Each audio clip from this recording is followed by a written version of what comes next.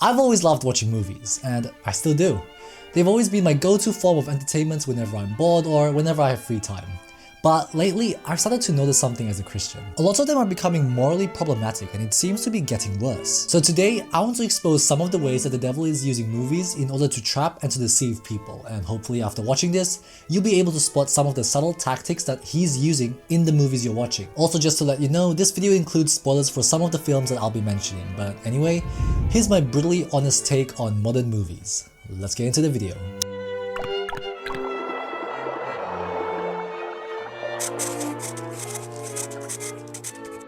Okay, first I want to go through some examples of movies and then talk about some overall patterns that I've been noticing lately with films in general. Now, with each analysis, I'll be approaching them with this in mind. What are the devil's intentions? And what is he trying to make bad look good and good look bad? So, with that in mind, let's start with the movie Wicked. This movie in a nutshell is about a girl who no one likes because her skin is green, but later on becomes friends with a popular girl. They go to see a wizard in another city who the people basically worship, but when the green-skinned girl meets him, she finds out that he's a liar and then they all get into a disagreement and now everyone is trying to kill her. So let's begin with the good things about the movie. First, I like how the movie is trying to push this idea of don't judge a book by its cover, which I think is a really good lesson. And that you can get along with people even if you're from different backgrounds and the color of your skin, it doesn't matter. Now the movie also had great singing, amazing choreography, and the set design was also really good. I mean, it probably had a lot of CGI, but you know, I don't care. It still looked good. And the cinematography was absolutely beautiful. I mean, just look at this shot right here. So good. And I also think the actresses are very talented. Like the actress who played Elphaba, apparently she sang Defying Gravity, which is like the climax of the whole movie. Apparently she sang that while flipping in the air. A lot of times I get worried about getting a voice crack just singing in falsetto. Okay, so now let's expose the lies. I actually watched an Ascension Presents video where Father Mike Schmitz reviews the movie Wicked, and he brought up an interesting idea which I want to expand on. In the movie, Elphaba, the Wicked Witch of the West, she's presented as someone who isn't actually evil, I mean, which she isn't, but basically she's just misunderstood. And her friend, Glinda, the Good Witch, she's seen as good, mostly just because she's popular. So what I think the devil is trying to do here is to twist our understanding of what is good and what is evil. Jesus is only seen as good just because he's popular, while the devil himself is seen as bad just because he's misunderstood, and maybe if we get to know him more, we might see a different side to him. So obviously this is a complete lie because it takes the truth and turns it into a matter of opinion, but the real truth is this. The devil is evil because he really is evil, and he hates every single one of us, and he wants the absolute worst for all of us. But Jesus, on the other hand, he is good because he really is good, and he loves every single one of us and wants all of us and everyone to come to him. Now, before we move on to the next movie, I want to clarify something first.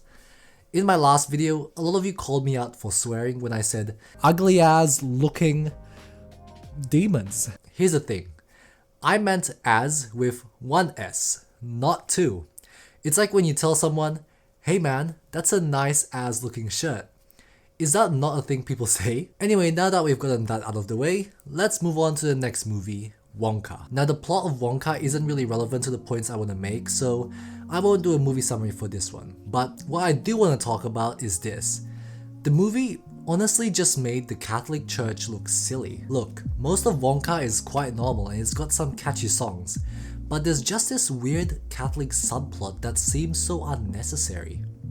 Like, we have Mr. Bean as a morally weak priest who's addicted to candy and is helping out the bad guys. Then there are also monks who are tagging along with him.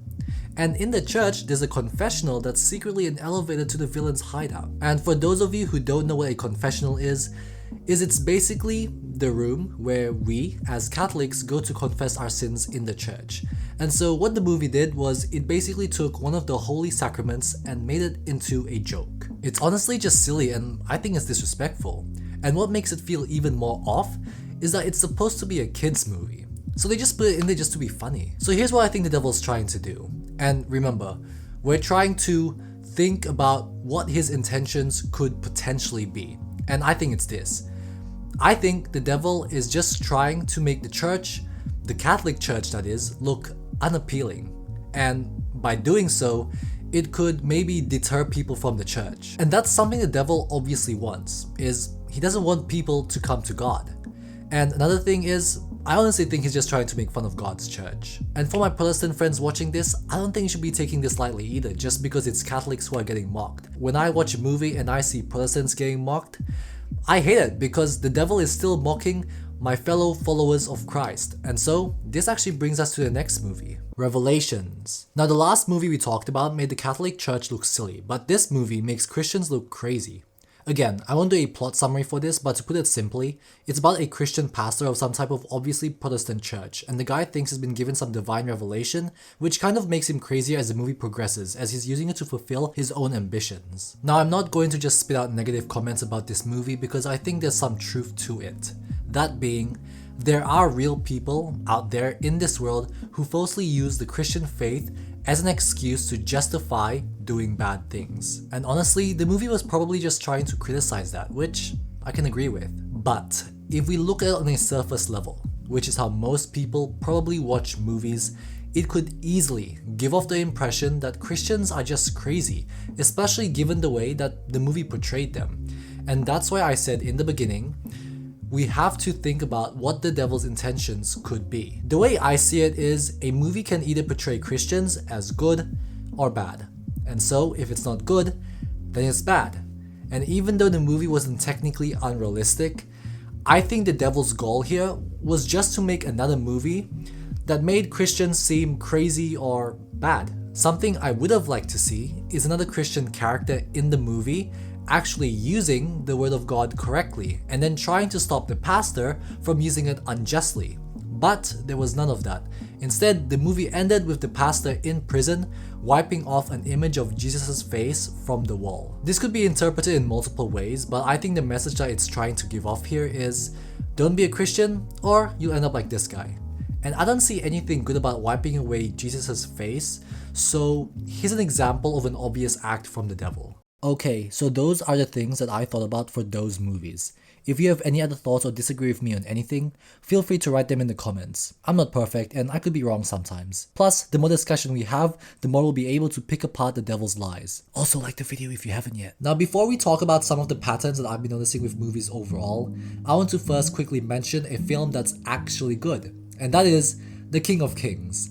A lot of you watching this have probably already heard about it, but for those of you who haven't, it's a Christian movie that shows some of the major stories of Jesus, including his death and resurrection. But it's told in a unique way that's kid-friendly. A huge reason why I really like this, apart from tearing up a couple times, is it's a really great way of introducing Jesus to a younger audience, and I'm talking very young. It's got great storytelling and beautiful animation, so if you haven't watched it yet, I highly recommend. Okay, now let's talk about a couple of things that I've been noticing the devil doing recently. And firstly, just based off the examples that we went through, we have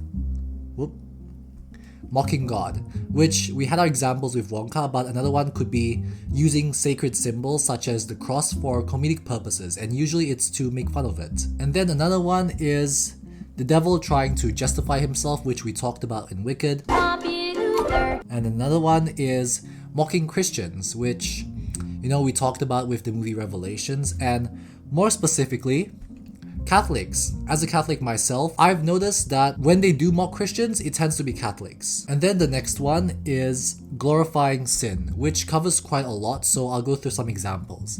The first one, which is quite common in romance and drama movies, is the devil trying to glorify sexual sin. In particular, it's making lust seem like love. So the devil is trying to manipulate what it actually means to love, and he's trying to make it as though it's just a bunch of kissing and making out.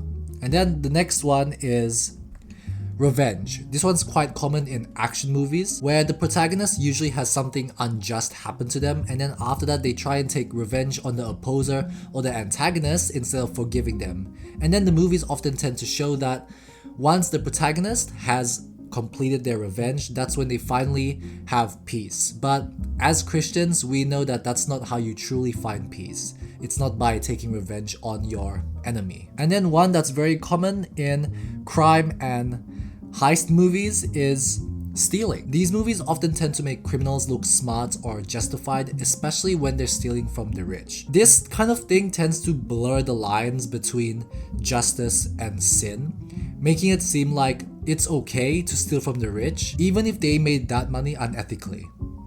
I challenge you to say unethically 3 times in a row without stumbling. But the simple truth is, regardless of whether you steal from the poor or the rich, stealing is a sin. So hopefully now you should be more aware of the devil's tactics when you're watching movies. If you found the video helpful, remember to subscribe and I'll see you in the next one.